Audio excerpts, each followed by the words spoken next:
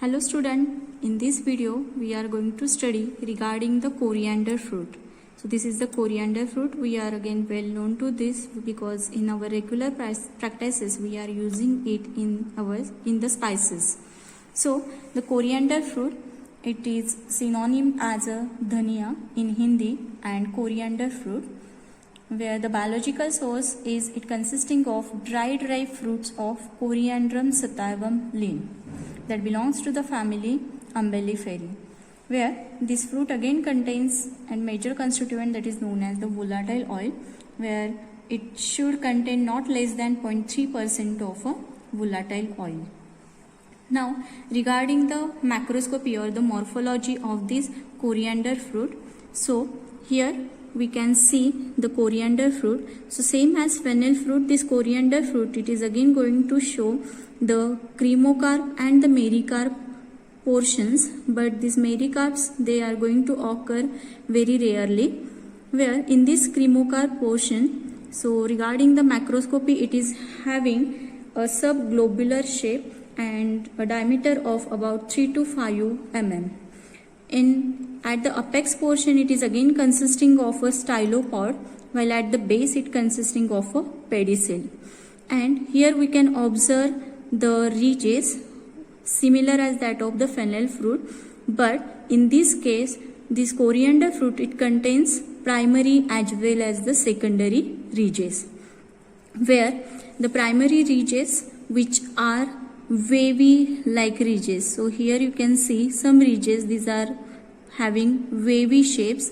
So these are the primary ridges and these are totally 10 in numbers, while the straight prominent ridges, these are nothing but the secondary ridges which are 8 in numbers. That means the secondary ridge is located in between the two primary ridges.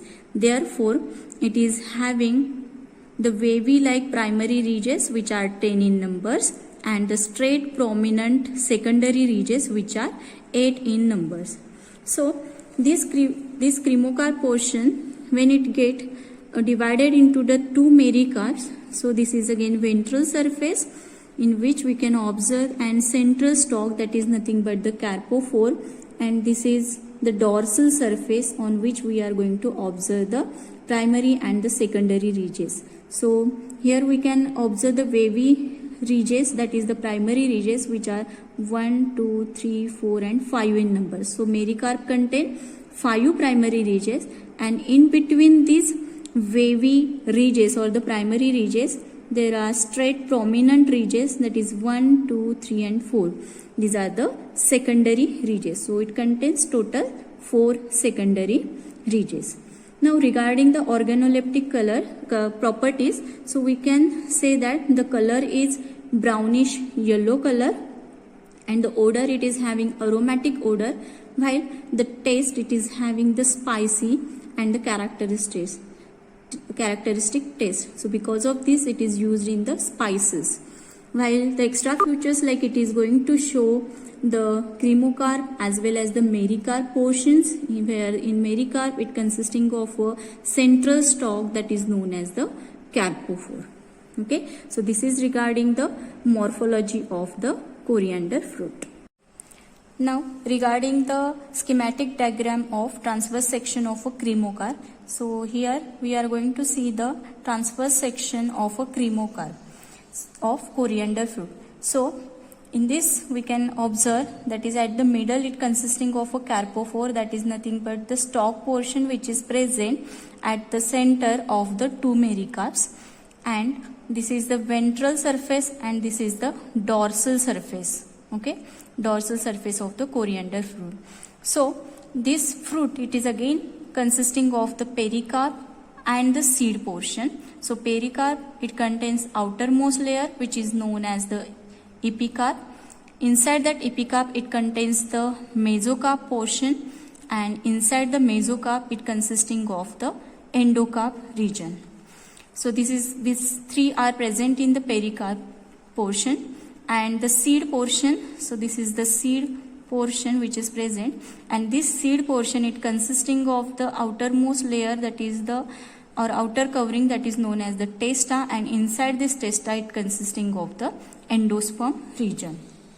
So in case of dorsal surface, it contains about 5 vascular bundles, that is 5 vascular bundles which are present in below this primary ridges, and at the ventral side it consisting of 2 vitae, that is the schizogenous oil glands which are present 2 in numbers at the ventral surface, where the scalpophore which is present at the middle, and in the endocarp region it consisting of a raphe portion, that is nothing but the vascular strand which is present in the endocarp region. So this is regarding the cremocarp of the coriander fruit, that is the transverse section of the cremocarp of the coriander fruit. So now let us start with the microscopical characters of coriander fruit, where this is the mericarp of this coriander fruit, and like as fennel fruit, this is again divided into the pericarp and the seed portion. So in the pericarp it again contains 3 layers such as epicarp, mesocarp, endocarp, while in the seed it consisting of the testa, endosperm, and inside that it consisting of a embryo. So let us start with the pericarp.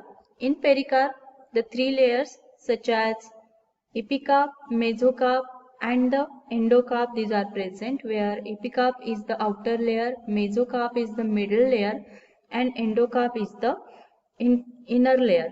While in case of mesocarp, this mesocarp is further divided as a outer, middle and inner layer. So we will see it in detail. So in case of epicarp, it consisting of a single layer of thick polygonal tubular cells, where the few cells of this they contains calcium oxalate crystals, and this epicarp layer it is covered with a smooth membranous structure that is known as cuticle, while the next middle layer that is nothing but the mesocarp. So this mesocarp it consisting of a outer layer, middle layer and inner layer. So in the outer layer it consisting of poor arrangement of tangentially elongated non-lignified parenchyma. So this is the poorly arranged tangentially elongated non-lignified parenchyma, where the middle layer it consisting of a fusiform lignified sclerenchyma. So in the middle layer the cells present, these are nothing but the sclerenchymatous cells, where these are fusiform, means very fused structures these are present, and these are lignified, that means they contains lignin. In these sclerenchymatous cells, these are of 2 types. So here you can see some cells, these are tangentially arranged and some are longitudinally elongated. So the structure, this is known as the tangentially elongated sclerenchyma, and the structure which looks like as a globules, so these are known as a longitudinally elongated sclerenchyma. It contains 5 vascular bundles, and specifically these vascular bundles are present on longitudinally arranged sclerenchyma or longitudinally elongated sclerenchyma. So this is longitudinally elongated sclerenchyma.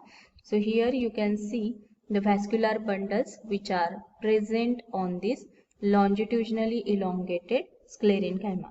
So totally 5 vascular bundles, these are present on the longitudinally elongated sclerenchyma which are present on the dorsal side.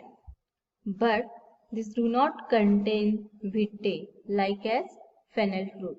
So fennel fruit contain 4 vitae on the dorsal surface, but here in case of coriander these vitae are absent. Okay, while it contains 2 vitae which are present on the ventral side. So coriander fruit only contains 2 vitae which are present on the ventral side. Now regarding the inner layer of the mesocarp. So this inner layer, this contains large, irregular, hexagonal, lignified parenchyma. This contains lignified parenchyma. So, in this mesocarp region, the outer layer contains non-lignified cells, while the middle layer contains both longitudinal or elongated sclerenchyma that are lignified, and the inner layer also contains the lignified parenchyma. So, this is regarding the mesocarp region, and the endocarp region, which is nothing but that is present inside the mesocarp. So this endocarp, similar to that of fennel fruit, this shows perquatry arrangement. Perquatry means the cells are parallel to one another, but they originate in different direction. That is, the cells of this layer, that is of endocarp layer, these are parallel to one another, but they are arranged in a different direction. So this is regarding the mesocarp and the endocarp region.